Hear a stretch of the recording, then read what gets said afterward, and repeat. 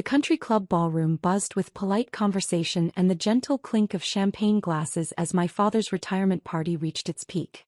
40 years of dedicated service to Henderson and Associates had earned him this celebration, complete with speeches from partners, a gold watch presentation, and enough legal industry networking to power a small law firm. I stood in the corner near the silent auction table, watching my family work the room with practiced ease, discussing stock portfolios, vacation homes, and their children's prestigious careers. All except me, of course. I was wearing a simple black dress that I'd owned for 3 years, my hair pulled back in a messy bun secured with a paint-stained hair tie I'd forgotten to replace. My hands, despite my best efforts with a scrub brush, still showed traces of ultramarine blue under my fingernails from this morning's work session. To everyone at this party, I was Elena Martinez, the 31-year-old disappointment who'd wasted a perfectly good business degree to play with finger paints in a converted garage studio. Elena, sweetheart, my Aunt Margaret approached with her practiced charity smile, the same one she used at hospital fundraisers and museum galas. You look artistic tonight. Very bohemian chic. Behind her followed my Uncle Richard, my father's younger brother who'd built a small empire in commercial real estate development. His wife Patricia clung to his arm, dripping in jewelry that caught the light with every gesture. My cousin David trailed behind them, fresh from his promotion to senior associate at a prestigious investment firm, his wife Jessica radiating the confidence that came from never having to check a bank balance. Still living in that little studio apartment? Patricia asked with false concern. I keep telling Richard we should help you find something more suitable. Maybe a nice one-bedroom in a safer neighborhood. The studio works fine for me, I replied quietly, taking a sip of water while they drank champagne that cost more per bottle than most people spent on groceries in a month. Studio, Uncle Richard chuckled, shaking his head. That's a generous term for a converted garage. Elena, honey, you're 31 years old. Don't you think it's time to consider a more stable career path? I could get you an entry-level position at my company. Nothing fancy, but it would be a start toward building a real future. My cousin David nodded enthusiastically. Uncle Richard's right, Elena. The art thing is fun as a hobby, but you need to think about retirement planning, health insurance, building equity. I could show you some investment portfolios that would set you up nicely if you started contributing now. What kind of art do you even do? Jessica asked, her tone suggesting she was asking about a particularly exotic form of pest control. Still those little paintings you used to give everyone for Christmas? The conversation was attracting attention now. Other family members were drifting over, sensing drama or perhaps just curious about the annual, "What are we going to do about Elena?" discussion that happened at every family gathering. She paints landscapes, my mother explained with the patient tone of someone discussing a child's finger painting phase. Very pretty, very peaceful. He's quite talented actually. It's just not exactly a career, you know? Mom, my younger sister Amanda chimed in, resplendent in her medical residency confidence. Elena's paintings are actually really good. I have one in my apartment. It's just that the market for that kind of work is so limited. Maybe she could teach art classes or something. Make it more practical. Teaching is a wonderful idea, agreed my Aunt Margaret. Very stable. Good benefits. Elena, you should look into getting certified. The school district is always looking for art teachers. My father, the guest of honor himself, approached our growing circle. At 65, he still carried himself with the bearing of a successful attorney, his silver hair perfectly styled, his custom suit impeccable despite the evening's festivities. He'd worked his entire life to build the respected career and comfortable lifestyle that had allowed him to send both his daughters to prestigious universities. "What's all the excitement over here?" he asked, though his expression suggested he already knew. "We're just discussing Elena's future," Uncle Richard explained, trying to help her see that she needs to make some practical decisions about her career. "This art phase has gone on long enough." "Phase," I repeated softly. "Well, yes," Patricia said with a laugh. "I mean, it's been what, 10 years now? At some point you have to grow up and join the real world. Look at Amanda. She's going to be a surgeon. Look at David, he's already making 6 figures in finance. Even your cousin Sarah just got promoted to marketing director at that tech company. Speaking of which," David added, "Sarah's company is looking for a graphic designer. It's not exactly fine art, but it would be using your skills in a commercial setting. Steady paycheck, benefits, room for advancement. I could put in a word. The circle of family members had grown to include most of the party now. Even some of my father's colleagues had wandered over, curious about the animated discussion. I felt like a specimen under a microscope, being examined and found wanting by people who measured success solely in salary figures and job titles. Still painting those little pictures? Uncle Richard's voice had taken on the tone he used when he was about to deliver what he considered tough love. Elena, I'm going to be blunt because someone needs to be. You're 31 years old, living in a garage, driving a 15-year-old car, wearing the same 3 dresses to every family event. When are you going to get a real job and start building a real life? The words hung in the air like smoke. Even the background noise of the party seemed to fade as everyone waited to see how I would respond to this public intervention. Uncle Richard makes some valid points, my father said gently. Elena, your mother and I love that you're pursuing your passion, but we worry about your future. About your security. About what happens when you're our age and you haven't built anything substantial. Art is beautiful, my mother added quickly, but it's not practical. It's not reliable. You can't build a family or a future on something so uncertain. I looked around the circle of concerned faces. These people who loved me, who wanted what they thought was best for me, who genuinely believed they were helping by trying to steer me toward conventional success. They saw my paint-stained clothes and my modest lifestyle and my refusal to pursue traditional career advancement, and they worried I was throwing my life away. They had no idea that my little pictures had been selling for 6 figures each for the past 3 years. You know what? I said finally, setting down my water glass. Maybe you're right. Maybe it is time I considered some changes. Uncle Richard beamed. That's the spirit. The first step is admitting you need to be more practical. Speaking of practical, David added, I brought some investment brochures in my car. We could go over them right now, start planning your financial future properly. That's very thoughtful, I replied. But I think I should probably discuss any major financial decisions with my current advisor first. Current advisor? Patricia looked confused. Elena, honey, you don't make enough money to need a financial advisor. Well, technically I use a wealth management firm, I clarified. They handle most of the portfolio diversification and tax planning.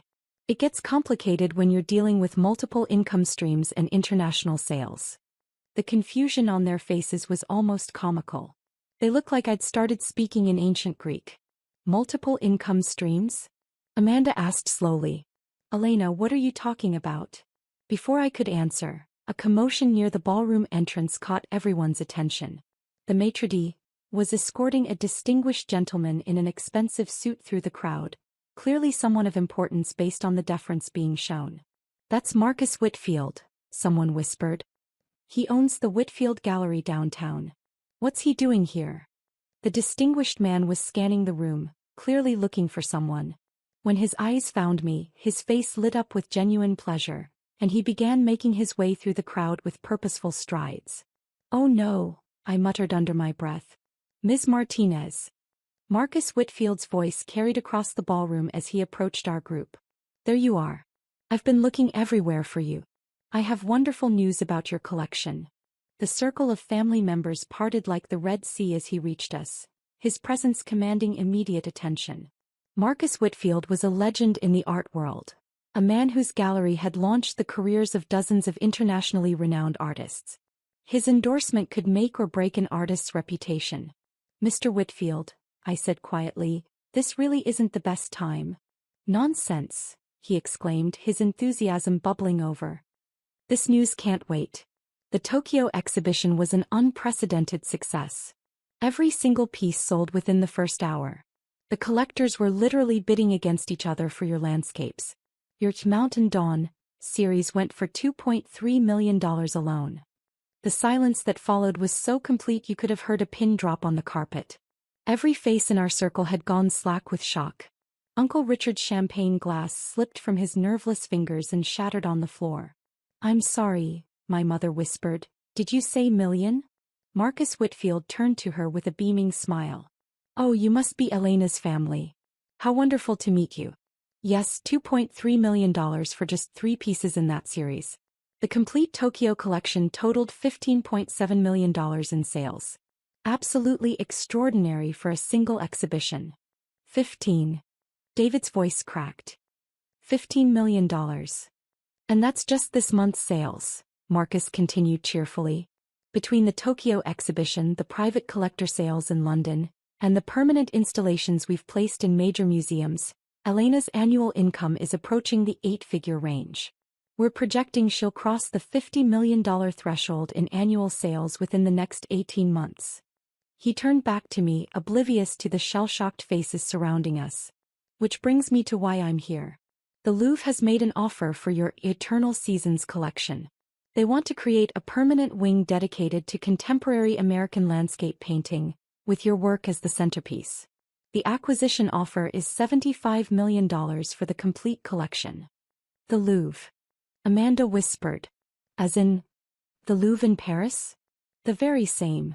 Marcus beamed. Elena would be the youngest American artist ever to have a permanent exhibition there. It's absolutely unprecedented. Uncle Richard made a sound like a deflating balloon. Patricia had gone completely white. David was staring at me as if I'd suddenly sprouted wings. Elena, my father's voice was barely audible. Is this real? I tried to tell you, I said softly. You just never asked about the details. Marcus Whitfield looked around at the stunned faces with growing confusion. I'm sorry, is something wrong? Did I interrupt something important? No, I said quickly. Nothing important. Just a family discussion about career choices. Ah, well, speaking of career choices, Marcus brightened, I have another proposal. The Metropolitan Museum of Art wants to commission a new series specifically for their American wing renovation. They're offering a $20 million commission for 12 large-scale pieces. It would be a 2-year project with your work featured prominently in their marketing campaign. 20 million? Jessica breathed. Plus royalties from prints and licensing, Marcus added. Elena's work has become quite popular for high-end residential and commercial spaces. The licensing deals alone bring in about $3 million annually. He pulled out his phone and showed us a series of photos. These are from the penthouse installation we completed last week. A tech billionaire in San Francisco commissioned Elena to create a custom series for his new home. 12 pieces, $8.5 million total. The photos showed massive, breathtaking landscape paintings displayed in a space that looked like something from an architecture magazine. Each piece was easily 6 feet tall and proportionally wide, painted with a level of detail and emotional depth that made them seem almost alive. Elena painted those? Amanda whispered. Elena painted those, Marcus confirmed. In her studio. Which, by the way, Elena, the contractor, finished the expansion last week. Your new workspace is ready whenever you want to see it. Expansion? My mother asked faintly. Elena bought the building next to her current space, Marcus explained. She's creating one of the most advanced private art studios on the West Coast. Climate-controlled storage for her collection, professional lighting systems, space for large-scale work. The renovation cost about $2.8 million, but it will allow her to take on even more ambitious projects. She bought a building? Patricia's voice was barely a squeak. I sighed. I bought 3 buildings actually. The studio space, a gallery for exhibitions, and a residential property. It seemed like a good investment. The residential property, Marcus added helpfully, is that gorgeous Victorian mansion in the Arts District. Elena's been restoring it to period authenticity while adding modern amenities. The architecture magazines are calling it one of the most beautiful private residences in the city. Uncle Richard was swaying slightly as if the room was spinning around him. Elena, you own a mansion? It's not that big, I said defensively. Only 12 rooms. And most of them are going to be used for displaying art and hosting small exhibitions. I'm thinking of starting a foundation to support emerging artists. 12 rooms, David repeated numbly. Marcus checked his watch. Speaking of which, Elena, I hate to rush, but the transportation company needs an answer about the collection pickup. Should we proceed with moving your pieces to the secure storage facility tonight, or would you prefer to wait until tomorrow? What collection pickup? My father asked. Elena's keeping several major pieces in her private residence, Marcus explained, but the insurance company requires that anything valued over $5 million be stored in a specialized facility when not on display. Just a precaution. How many pieces are we talking about? Amanda asked. Marcus consulted his phone. 37 pieces currently in Elena's personal collection, with a combined value of approximately $127 million. Though that number fluctuates based on market conditions and auction results. The number hit the group like a physical blow. Several people actually staggered. Uncle Richard had to grip the back of a chair for support. $127 million, my mother whispered. In paintings. That Elena painted. Oh, that's just her personal collection, Marcus clarified. The pieces she's keeping for herself. The total value of Elena's lifetime work is considerably higher. We estimate her complete body of work, including pieces in museums and private collections worldwide, is valued at over $400 million. 400. David couldn't finish the sentence. I looked around at my family's shocked faces. These people who had spent the last hour telling me I needed to get a real job and start being practical about my future. Who had dismissed my little pictures as a hobby that needed to be abandoned in favor of conventional success. Elena, my father's voice was hoarse. Why didn't you tell us? Why did you let us think? Think what? I asked. That I was a failure because I didn't have a traditional job?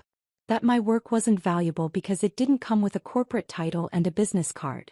But you live so simply, my mother protested. Your clothes, your car, My lifestyle choices aren't about what I can afford, I interrupted gently. They're about what matters to me. I don't need designer clothes or luxury cars to feel successful. I need to create art that moves people, that makes them feel something real. Marcus nodded approvingly. Elena's dedication to her craft is legendary in the art world. She works 12 to 14 hours a day in her studio. She's turned down lucrative commercial projects that didn't align with her artistic vision. Her integrity is part of what makes her work so sought after. You turned down commercial projects? Uncle Richard asked weakly. Last month I declined a $12 million commission from a casino chain, I confirmed. They wanted me to create pieces that would encourage gambling. It didn't feel right. You turned down $12 million? Patricia sounded like she might hyperventilate. Money isn't everything, I said. Artistic integrity matters more than profit. Marcus checked his watch again. Elena, I really do need an answer about the transportation. The security team is standing by. Go ahead with the pickup, I decided. I trust your judgment about the storage facility. Excellent. And the Louvre decision? They need an answer by Monday. I considered for a moment. Tell them yes, but I want to negotiate the terms. I don't want my work treated as just another acquisition. I want to be involved in the exhibition design and the educational programming. Brilliant approach, Marcus beamed. I'll set up a call with their curator tomorrow. As he walked away, presumably to coordinate the movement of millions of dollars worth of art, I turned back to my family. They were all staring at me as if seeing me for the first time. Elena, Uncle Richard's voice was hoarse. I owe you an apology. A massive, groveling apology. We all do, my father added quietly. We've been so worried about your future, so focused on conventional measures of success, that we completely missed the fact that you'd already built something extraordinary. But why didn't you tell us? Amanda asked. Why did you let us worry about you? Because I wanted to know that you loved and respected me for who I am, not for what I've achieved, I said simply. I wanted to know that your approval wasn't contingent on my bank account. The truth of that statement settled over them like a heavy blanket. They realized that their concern for my future had been less about my happiness and more about their own comfort with how my life looked from the outside. Elena, my mother's voice was soft. Can you forgive us? Can you forgive us for being so blind, so judgmental? There's nothing to forgive, I said, meaning it. You were worried about someone you love. That comes from a good place, even if the execution was flawed. David cleared his throat. So, about that financial advisor recommendation I was going to give you. I'll stick with Goldman Sachs for now, I said with a small smile. But thank you for thinking of me. Goldman Sachs manages your portfolio? Jessica squeaked. They handle the conservative investments. The art market investments are managed by a specialist firm in New York. Uncle Richard shook his head in amazement. Elena, I feel like such an idiot. Here I was offering you an entry-level job at my company, and you probably make more in a month than I do in a year. Success isn't a competition, Uncle Richard. Your real estate business is impressive and important. You've built something meaningful. But not like this, he gestured vaguely, presumably encompassing my entire artistic empire. This is extraordinary. It's what happens when you follow your passion and work harder than everyone else thinks is reasonable, I said. And when you get lucky with timing and market conditions. Luck had nothing to do with it, my father said firmly. This is talent and dedication and vision. We were just too caught up in our own definitions of success to see it. Marcus reappeared at my elbow. Elena, the transportation is arranged. Your pieces will be secure by midnight. And I've confirmed the call with the Louvre for 9 a.m. tomorrow, Paris time. Shall I arrange for the private jet, or would you prefer to handle the travel yourself? Private jet, several family members said in unison. I'll handle my own travel arrangements, I said quickly. But thank you for coordinating the call. Of course. Oh, and the documentary crew from Arts and Culture wants to confirm the filming schedule for next week. They're very excited about the behind-the-scenes piece on your creative process. Documentary? Amanda asked. PBS is doing a feature on contemporary American artists, I explained. They're filming a day in my life, interviewing collectors and curators. It's part of their effort to make art more accessible to general audiences. My daughter is going to be on PBS, my mother said wonderingly. Assuming the filming goes well, I cautioned. Marcus laughed. Elena, you're the most articulate artist I've ever worked with. The filming will be fantastic. He checked his watch one final time. I really must run. The art world never sleeps. Elena, enjoy your father's party. You've earned a night of celebration. As he left, the circle of family members continued to stare at me in various states of shock and awe. Elena, my cousin David said slowly, I have to ask. When you said you were fine financially, what did that actually mean? It meant I'm fine financially, I said with a shrug. I can pay my bills, save for the future, and pursue my work without worrying about money. But specifically, Patricia pressed, what does fine look like when your paintings sell for millions? I considered how much to reveal. My accountant estimates my current net worth at around $180 million, not including the value of works I'm keeping in my personal collection.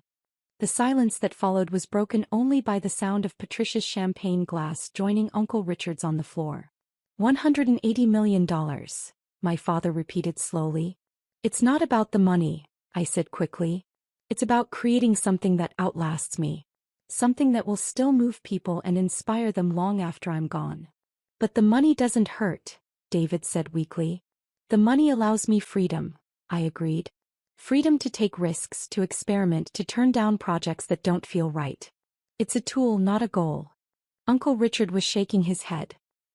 Here I've been bragging about my successful real estate business, and my niece has been quietly building an art empire that makes my net worth look like pocket change. Success isn't a competition, I repeated. Besides, your business provides homes and commercial spaces for people. That's important work too. But Elena, Amanda said, why do you still live so modestly? If you have that kind of money, why not? I don't know, live like it. Because that's not what makes me happy, I said simply. I don't need a fancy car or designer clothes or a huge house filled with things I don't use. I need time and space to paint. I need the freedom to create without distractions. But the mansion Marcus mentioned is primarily a gallery and workspace, I explained. The residential portion is quite modest. I care more about having good natural light and proper ventilation for my studio than I do about marble countertops or gold fixtures. My mother was looking at me with new eyes. Elena, I feel like I don't know you at all. All these years we thought. You thought I was your struggling artist daughter who needed guidance and worry and intervention, I finished. And I am your daughter. The struggling and artist parts are still true too. Every painting is a struggle. Every piece teaches me something new about my limitations and possibilities. But you're not struggling financially, my father said. No, I agreed. But financial security doesn't eliminate artistic struggle. If anything, it makes it more important to stay connected to what drives the work. Is that why you volunteer at the community center? Amanda asked suddenly. Teaching art classes to kids? Partly. But mostly because those kids remind me why art matters. They don't care about market value or critical reviews. They just want to create something beautiful. Uncle Richard was still shaking his head in amazement. Elena, I owe you such an apology. All those comments about getting a real job, about being practical. You were trying to help, I said gently. You were worried about my future because you care about me. But we were so condescending, Patricia said, her face flushed with embarrassment. So dismissive of your work. You didn't know, I said. And honestly, there were times when I wasn't sure myself. The art world is unpredictable. Success isn't guaranteed just because you work hard. But you never gave up, my father observed. Because I couldn't, I said simply. Painting isn't just what I do. It's who I am. Even if I'd never sold a single piece, I would have kept creating. And that's what makes the difference, David said thoughtfully. That's what we were missing. We were measuring your success by external standards, but you were measuring it by internal ones. Success is personal, I agreed. For some people it's climbing the corporate ladder. For others, it's raising a family or serving their community or mastering a craft. There's no universal definition. My mother reached over and took my paint-stained hand. Elena, can you forgive us for being so narrow-minded? For trying to force you into our idea of what your life should look like? There's nothing to forgive, Mom. Family means wanting the best for each other even when we disagree about what best looks like. But we were wrong, she insisted. You found your path and it led to something we never could have imagined. You weren't wrong to worry, I said. The art world is risky and unpredictable. Most artists do struggle financially their entire lives. You had legitimate concerns. But we should have trusted you, my father said. We should have believed that if anyone could make it work, it would be you. You do trust me now, I pointed out. That's what matters. Uncle Richard raised his champagne glass. To Elena Martinez, world-renowned artist, and to the rest of us learning that success comes in many forms. To family, I countered, raising my water glass. And to supporting each other's dreams, even when we don't understand them. As the evening wound down and the last guests departed, my family gathered around me with new respect and understanding. They had learned something important about assumptions and success and the danger of measuring other people's lives by your own standards. And I had learned something too, that sometimes the people who love you most need to see your achievements recognized by the outside world before they can fully appreciate what you've built. It wasn't ideal, but it was human. 3 months later, the PBS documentary aired, featuring my family prominently in segments about the importance of supporting artists. Uncle Richard had become one of my biggest advocates, using his real estate connections to help other artists find affordable studio spaces. My father, in particular, had embraced his role as the parent of a successful artist.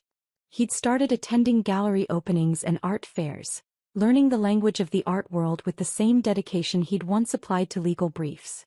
But the biggest change was in how we talked to each other. No more assumptions about what success looked like. No more dismissive comments about unconventional career paths. We had all learned to ask questions instead of making judgments. And every family gathering now included a new tradition, a toast to following your passion wherever it might lead.